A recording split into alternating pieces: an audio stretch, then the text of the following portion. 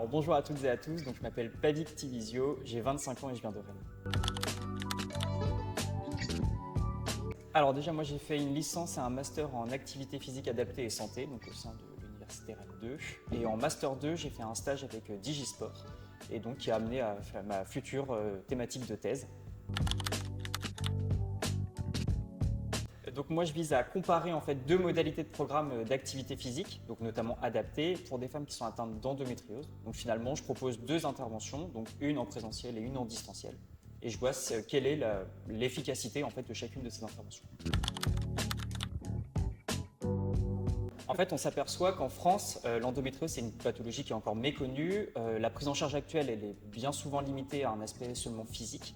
Et finalement, en fait, au niveau psychologique, on ne sait pas vraiment ce qui se passe. On a dans la littérature quelques preuves qui démontrent que l'activité physique, ça peut être bénéfique pour ces femmes, mais on a un problème, c'est qu'elles ne pérennisent pas cette pratique ou alors elles ne pratiquent tout simplement pas. Et donc moi, ma thèse, ça vise à voir s'il y a des interventions qui seraient plus bénéfiques pour les amener à pratiquer ou pour pérenniser cette pratique. Et si on fait pratiquer ces femmes, est-ce qu'il y a des bienfaits, notamment sur la qualité de vie, la motivation, etc.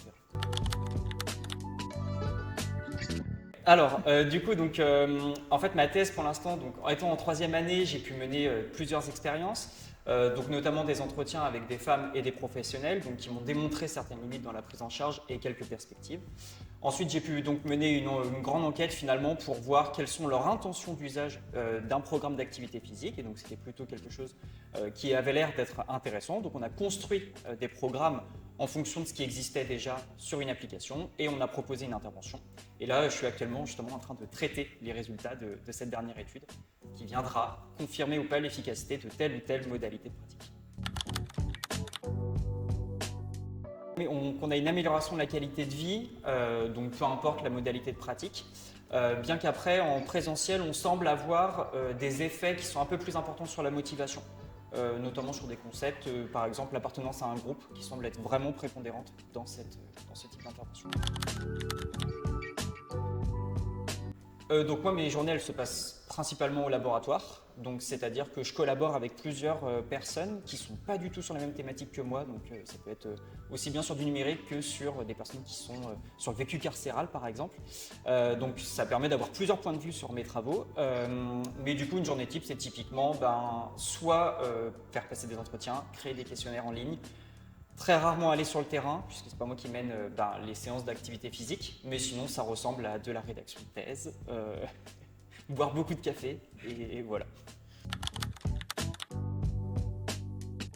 Donc actuellement, moi j'aimerais bien m'orienter vers un postdoc, donc toujours dans les sciences humaines et sociales et dédié à l'activité physique si c'est possible, mais toujours dans la thématique de la santé, c'est quelque chose qui me plaît vraiment.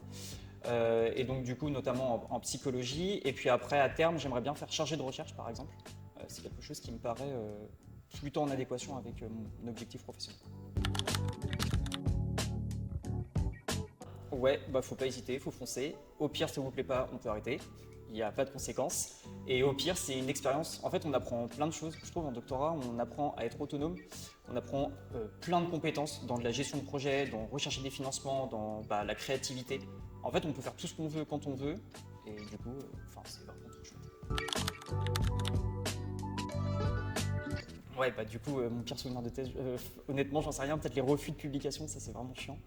Mais sinon, le meilleur, honnêtement, c'est quand un papier il est soutenu. Enfin, quand il est soumis et qu'on est accepté dans un papier, ça c'est vraiment cool. C'est peut-être le meilleur. Ouais, tentez votre chance et puis vraiment, c'est trop chouette.